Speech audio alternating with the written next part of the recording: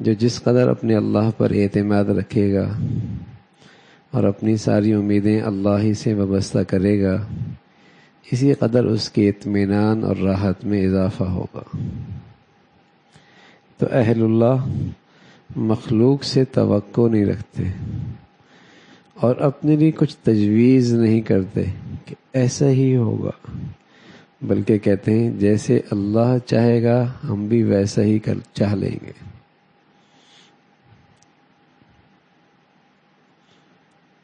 ایسا ہی ہو نہ بھائی، جیسے اللہ چاہے ویسا ہو۔ تو فرمایا اہل اللہ کسی مخلوق سے توقع نہیں رکھتے اور نہ کوئی تجویز اپنے لیے قائم کرتے ہیں، یہی راز ہے ان کے کمال راحت اور اطمینان کا۔ حضرت گنگوئی رحمۃ اللہ علیہ نے اپنے خدام کو اس امر کی وصیت کی تھی کہ اگر راحت چاہتے ہو تو مخلوق سے توقع قطع کرو، حتیٰ کہ مجھ سے بھی کوئی امید نہ رکھو، تاکہ اگر نفع یا ارشاد میں کچھ کوتاہی اور کمی ہو تو رنج نہ ہو۔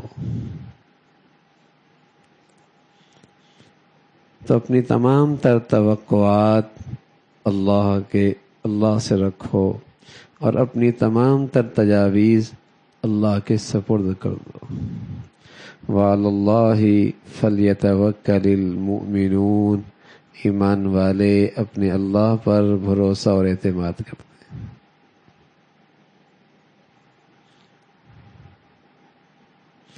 جیسے چھوٹا بچہ اپنی چھوٹی دانش میں اور اپنی چھوٹی سمجھ بوجھ میں اور اپنے کمزور جسم کے ساتھ ہر وقت اپنی اماں کے سپرد ہوتا ہے، کپڑا اتارے، پہنے، نہلائے، صابن لگائے، شیمپو لگائے، جیسا کرے کیا کر سکتا ہے؟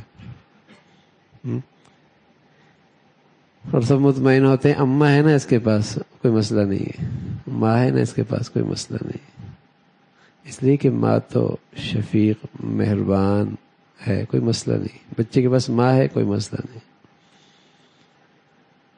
تو ایسے ہی اللہ مہربانوں سے بڑھ کر مہربان ہے۔ ہاں، تو اگر بندہ اپنے آپ کو ذات کے سپرد کر دے تو اللہ ہے نا، بس ٹھیک ہے، پھر کیا مسئلہ ہے؟ جو کریم مولا تجویز کریں گے وہی تو بہتر ہوگا، اس سے بہتر کوئی کر سکتا ہے؟ یہ اطمینان کی چیز ہے، یہ راحت کا سامان ہے کہ مخلوق سے توقع نہ ہو اور اپنے لیے تجویز نہ ہو۔